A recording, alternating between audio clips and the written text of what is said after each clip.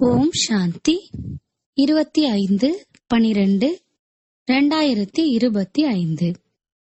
இனிமையான குழந்தைகளே, நீங்கள் வெகு காலத்திற்கு பிறகு மீண்டும் தந்தையை சந்திக்கின்றீர்கள். ஆகையால் நீங்கள் மிக மிக செல்லமானவர்கள்.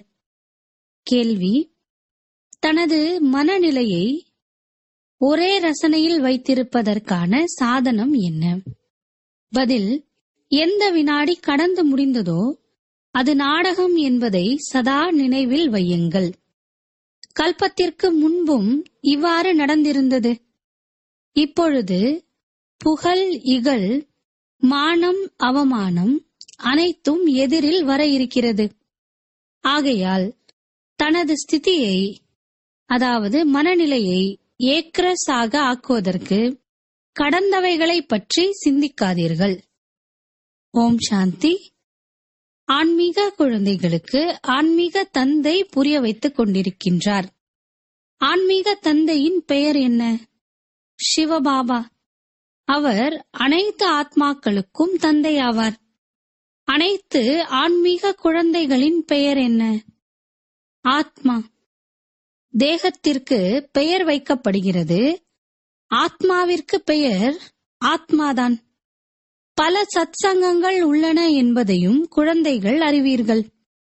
இதுதான் உண்மையிலும் உண்மையான சத்தியமானவரின் சங்கமாகும்.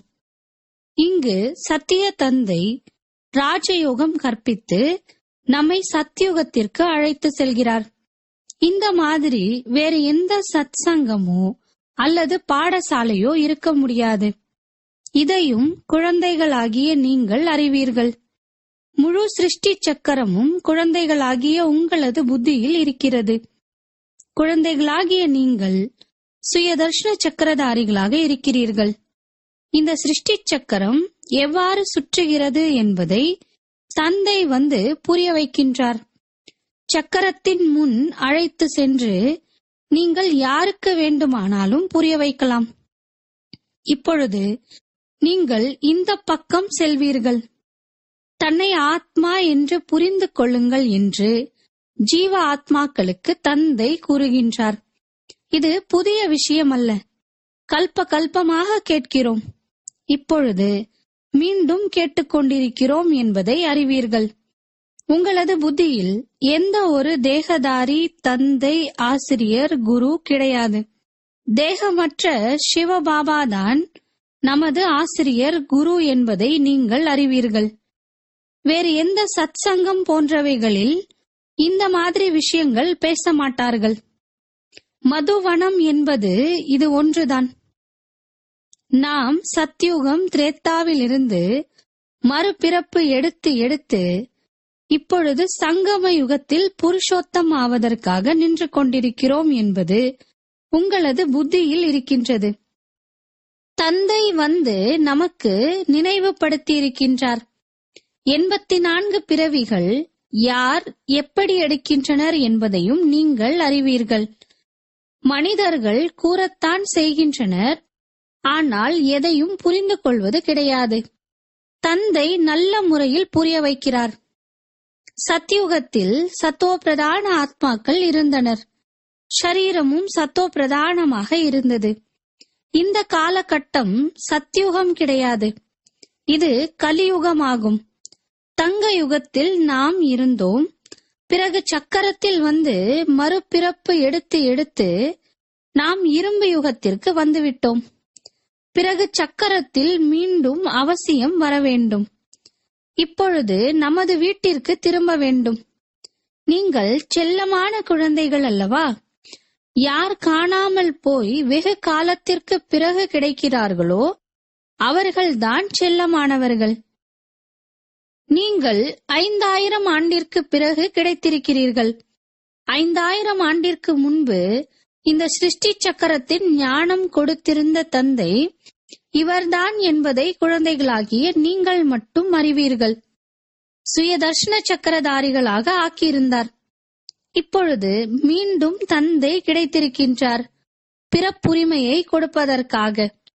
இங்கு தந்தை தன்னை யார் என்று உணர வைக்கின்றார். இதில் ஆத்மாவின் 84 பிறவிகளை பற்றியும் உணர வைத்து விடுகின்றார். இவை அனைத்தையும் தந்தை வந்து புரிய வைக்கின்றார். எவ்வாறு 5000 ஆண்டிற்கு முன்பும் புரிய வைத்திருந்தார். மனிதனை தேவதையாக அல்லது ஏழைகளை செல்வந்தர்களாக ஆக்குவதற்காக. நாம் 84 பிறப்புகளை எடுத்திருக்கின்றோம். யார் எடுக்கவில்லையோ அவர்கள் இங்கு கற்றுக்கொள்ள வரமாட்டார்கள் என்பதை நீங்கள் புரிந்திருக்கிறீர்கள். சிலர் குறைவாக புரிந்து கொள்வர். வரிசை கிரமம் இருக்கிறது அல்லவா? அவரவர்களது இல்லறத்தில் வீட்டில் இருக்க வேண்டும். அனைவரும் இங்கு வந்து அமர்ந்து விட மாட்டார்கள். யார் மிக நல்ல பதவி அடைய வேண்டுமோ அவர்கள் புத்துணர்வு அடைவதற்காக இங்கு வருவார்கள். குறைந்த பதவி அடையக்கூடியவர்கள் அதிகம் முயற்சி செய்ய மாட்டார்கள். இந்த ஞானம் அப்படிப்பட்டது. அதாவது சிறிது முயற்சி செய்தாலும் அது வீண் போகாது. தண்டனை அடைந்து வந்து விடுவார்கள். நன்றாக முயற்சி செய்தால் தண்டனையும் குறைந்துவிடும். நினைவு யாத்திரை அன்றி விகர்மங்கள் விநாசம் ஆகாது.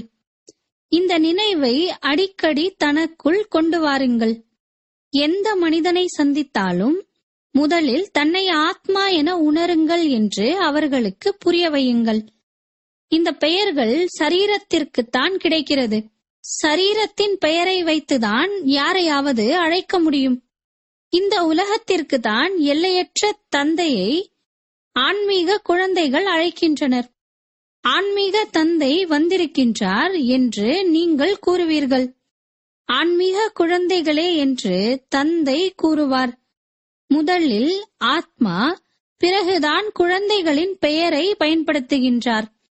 ஆன்மீக தந்தை என்ன புரிய வைக்கின்றார் என்பதை ஆன்மீக குழந்தைகளாகிய நீங்கள் புரிந்திருக்கிறீர்கள்.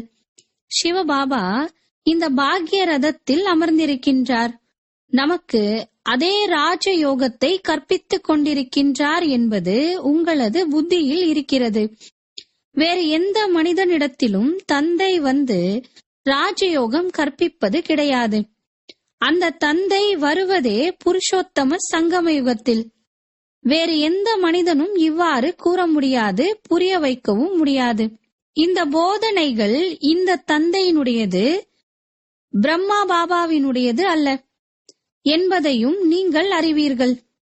கலியுகம் அழிந்து சத்யுகம் வரும் என்பது இவருக்கும் தெரியாது. இவருக்கு இப்பொழுது எந்த தேகதாரி குருக்களும் கிடையாது. எனக்கு இன்னார் குருவாக இருக்கின்றார் என்று மற்ற மனிதர்கள் அனைவரும் கூறுவர். இன்னார் ஜோதியுடன் ஐக்கியமாகிவிட்டார் என்று கூறுவர். அனைவருக்கும் தேகதாரி குருக்கள் உள்ளனர். தர்மஸ்தாபகர்களும் தேகதாரிகள் ஆவர். இந்த தர்மத்தை ஸ்தாபனை செய்தது யார்? பரம்பிதா பரமாத்மா திருமூர்த்தி சிவபாபா பிரம்மாவின் மூலம் ஸ்தாபனை செய்திருக்கின்றார்.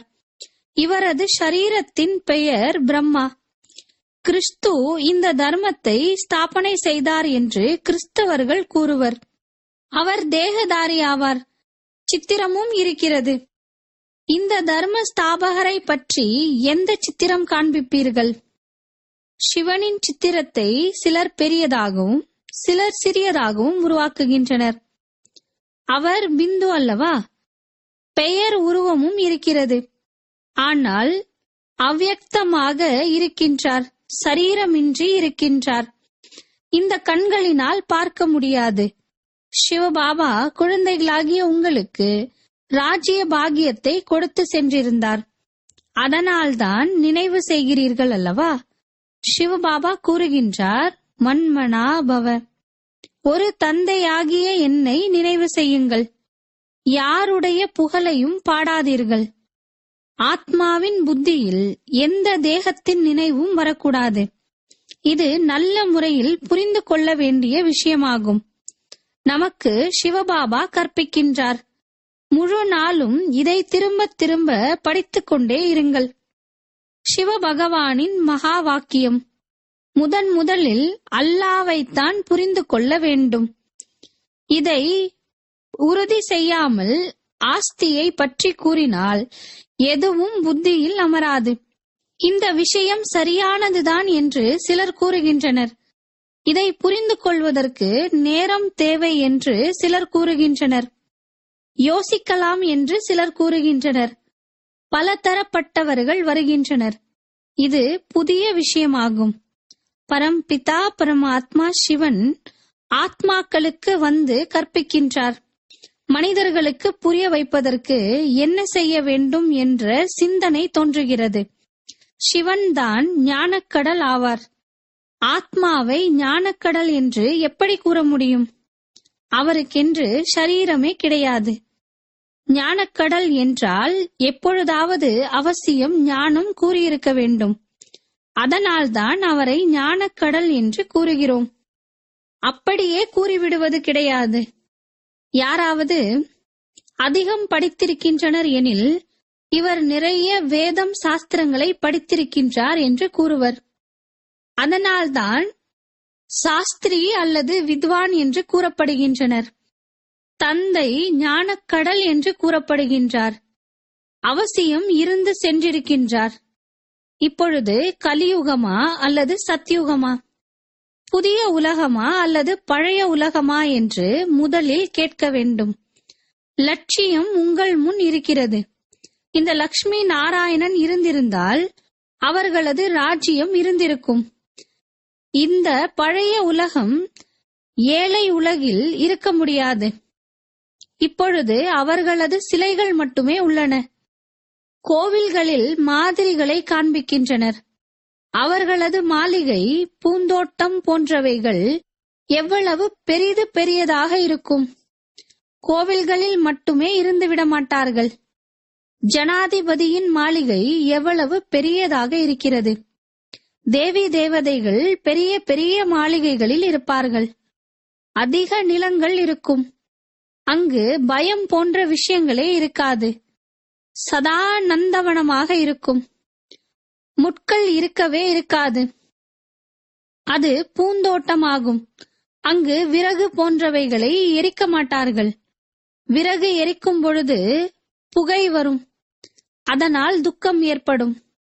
அங்கு நாம் மிக குறைவாகத்தான் இருப்போம். பின் நாட்களில் விருத்தி அடைந்து கொண்டே செல்லும். மிக நல்ல நல்ல தோட்டங்கள் இருக்கும். நறுமணம் வந்து கொண்டே இருக்கும். முட்களின் காடு இருக்கவே இருக்காது. இப்பொழுது அதை பார்க்கவில்லை. ஆனால் உணர முடிகிறது. நீங்கள் தியானத்தின் பொழுது பெரிய பெரிய மாளிகை போன்றவைகளை பார்த்து வருகிறீர்கள். அதுபோல இங்கு உருவாக்க முடியாது. சாட்சாத்காரம் ஏற்படும், பிறகு மறைந்துவிடும். சாட்சாத்காரம் செய்திருக்கிறீர்கள் அல்லவா? அரசர்கள், இளவரசர், இளவரசி இருப்பார்கள். மிகவும் ரமணீகரமான சொர்க்கமாகும்.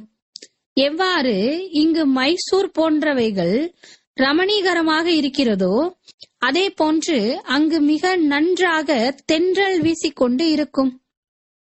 நீரோடைகள் ஓடிக்கொண்டே இருக்கும். நாம் நல்ல நல்ல உணவுகளை உருவாக்குவோம் என்று ஆத்மா புரிந்திருக்கிறது. ஆத்மாவிற்கு சொர்க்கத்தின் நினைவு வருகிறது அல்லவா? அங்கே என்ன என்ன இருக்கும், நாம் எப்படி இருப்போம் போன்ற நினைவுகள் குழந்தைகளாகிய உங்களால் உணர முடிகிறது. இந்த நேரத்தில் இந்த நினைவு இருக்கிறது. சித்திரத்தை பாருங்கள். நீங்கள் எவ்வளவு மகிழ்ச்சியுடன் இருக்கிறீர்கள். அங்கு துக்கத்திற்கான எந்த விஷயமும் இருக்காது. நாம் சொர்க்கத்தில் இருந்தோம், பிறகு கீழே இறங்கினோம். இப்பொழுது மீண்டும் சொர்க்கத்திற்கு செல்ல வேண்டும். எப்படி செல்வது? கயிற்றால் கட்டிக்கொண்டு செல்வீர்களா என்ன? ஆத்மாக்களாகிய நாம் வசிக்கக்கூடிய இடம் சாந்தி தாமமாகும்.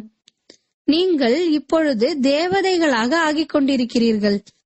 மற்றவர்களையும் ஆக்கிக் கொண்டிருக்கிறீர்கள் என்ற நினைவை தந்தை ஏற்படுத்தியிருக்கின்றார். எத்தனையோ பேர் வீட்டில் அமர்ந்தபடியே சாட்சாத்காரம் செய்கின்றனர். பந்தனமுள்ள தாய்மார்கள் ஒரு பொழுதும் பார்த்தது கூட கிடையாது. ஆத்மாவிற்கு ஆர்வம் ஏற்படுகிறது. தனது வீடு நெருக்கத்தில் வருகின்ற பொழுது ஆத்மாவிற்கு குஷி ஏற்படும். பாபா நமக்கு ஞானம் கொடுத்து அலங்கரிக்க வந்திருக்கிறார் என்பதை புரிந்திருக்கிறீர்கள். செய்தித்தாள்களில் செய்தி வரக்கூடிய நாளும் வரும். இப்பொழுது புகழ், இகழ், மானம், அவமானம் அனைத்தும் எதிரில் வருகின்றன. கல்பத்திற்கு முன்பும் இவ்வாறு நடந்திருந்தது என்பதை அறிவீர்கள். எந்த வினாடி கடந்து முடிந்ததோ அதை பற்றி சிந்தனை செய்யக்கூடாது. செய்தித்தாள்களில் கல்பத்திற்கு முன்பும் இம்மாதிரியான செய்திகள் வந்திருந்தன. பிறகு முயற்சியும் செய்ய வேண்டியிருக்கிறது.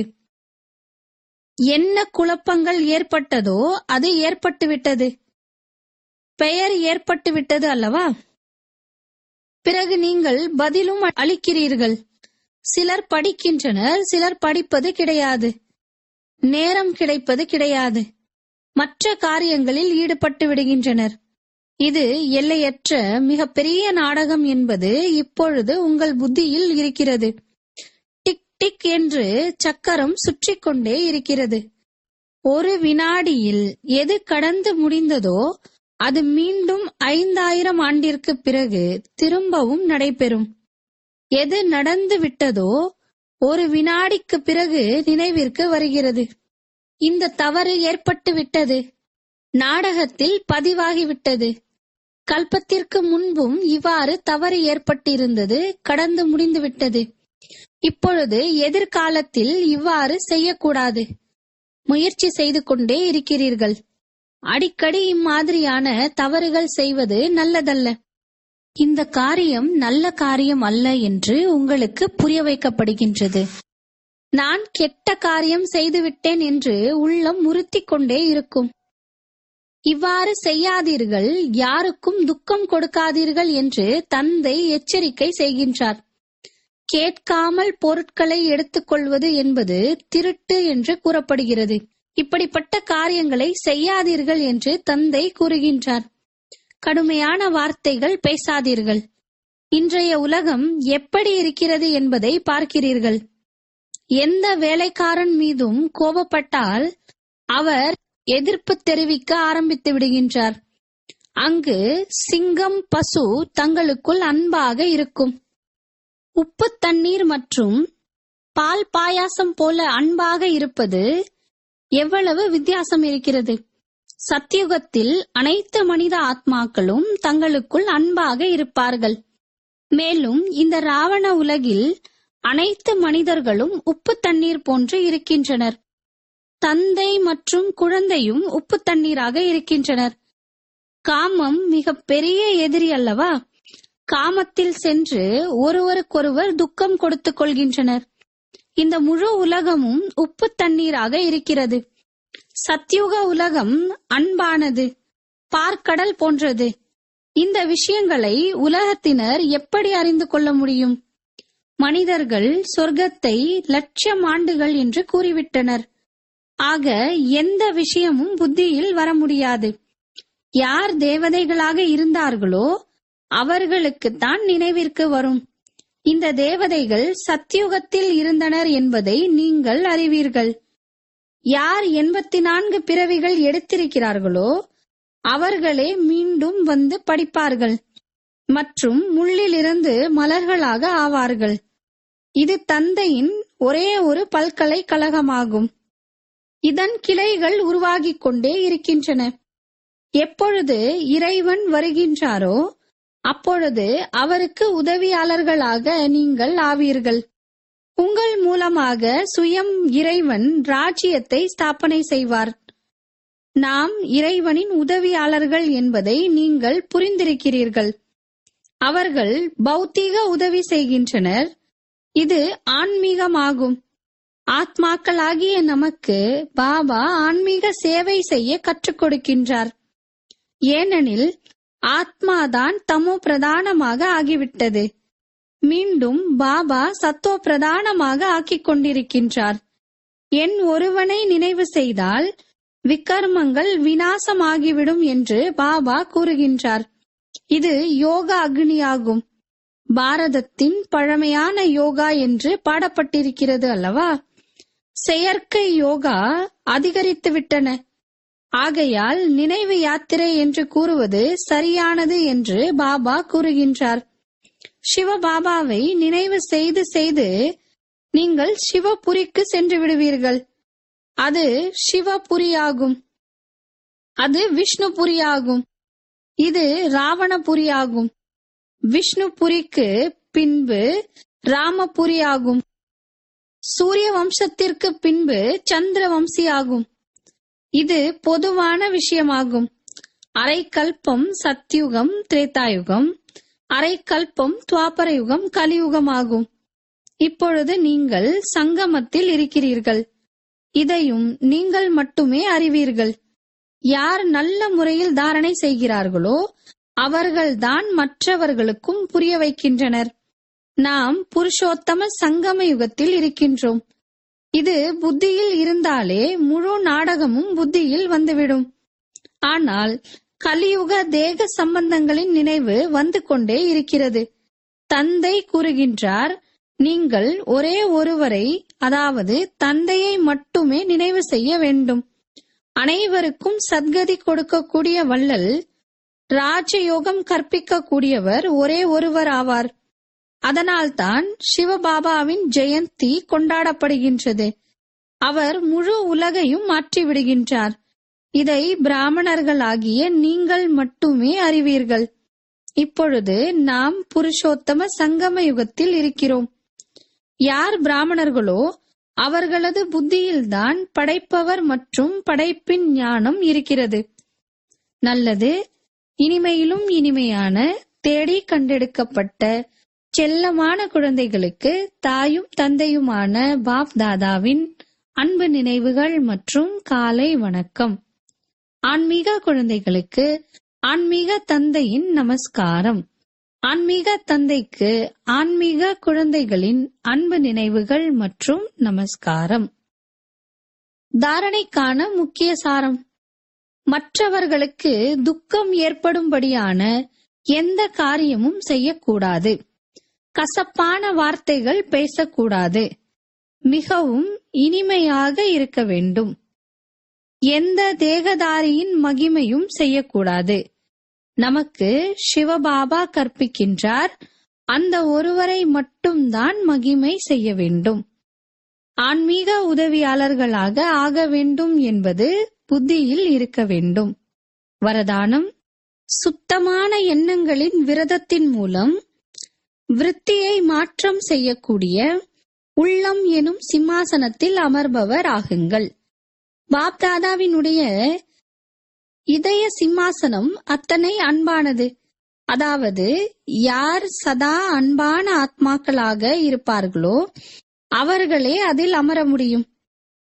எண்ணத்தின் அளவில் கூட யாருக்கு அப்பவித்திரதா அல்லது மரியாதைக்கு விரோதமானவை வந்துவிடுகிறதோ அவர்கள் சிம்மாசனதாரி ஆகுவதற்கு பதிலாக இறங்கும் கலையில் கீழே வந்து விடுகின்றார்கள். எனவே சுத்தமான எண்ணங்களை மட்டுமே எழுப்புவேன் என்ற விரதத்தின் மூலமாக முதலில் தன்னுடைய விருத்தியை மாற்றம் செய்யுங்கள். விருத்தியை மாற்றுவதன் மூலமாக எதிர்கால வாழ்க்கை ரூபமான உலகம், அதாவது சிருஷ்டி மாறிவிடும். சுத்தமான எண்ணங்களை மற்றும் திடமான எண்ணங்களை மட்டும் எழுப்பக்கூடிய விரதத்தின் நேரடி பலன்தான் சதா காலத்திற்கும் பாப்தாதாவின் இதயம் என்ற சிம்மாசனமாகும். ஸ்லோகன்: எங்கே சர்வ சக்திகள் இருக்கின்றதோ அங்கே தடைகளற்ற வெற்றி இருந்தே தீரும். அவ்யக்த சமிங்கை. இப்பொழுது சம்பன்னம் மற்றும் கர்மாத்தீத் ஆவதற்காக தீவிர ஆர்வத்துடன் செயல்படுங்கள். இறுதி வாகன மனோநிலை என்பதன் அர்த்தம் கர்ம பந்தனங்களிலிருந்து விடுபட்ட கர்மாத்தீத் மனோநிலை என்ற வாகனம், அதாவது கடைசி வாகனம். இதன் மூலம்தான் வினாடியில் கூடவே பறக்க முடியும். இதற்காக அனைத்து எல்லைக்குட்பட்டதிலிருந்தும் கடந்து எல்லைக்கு அப்பாற்பட்ட சொரூபத்தில் எல்லைக்கு அப்பாற்பட்ட சேவாதாரியாக அனைத்து எல்லைக்குட்பட்டதின் மீதும் வெற்றியை பெறக்கூடிய வெற்றி ரத்தினம் ஆகுங்கள். அப்பொழுதுதான் கடைசி நேர கர்மாத்தீத் சொரூபத்தின் அனுபவி சொரூபம் ஆவீர்கள். ஓம் சாந்தி.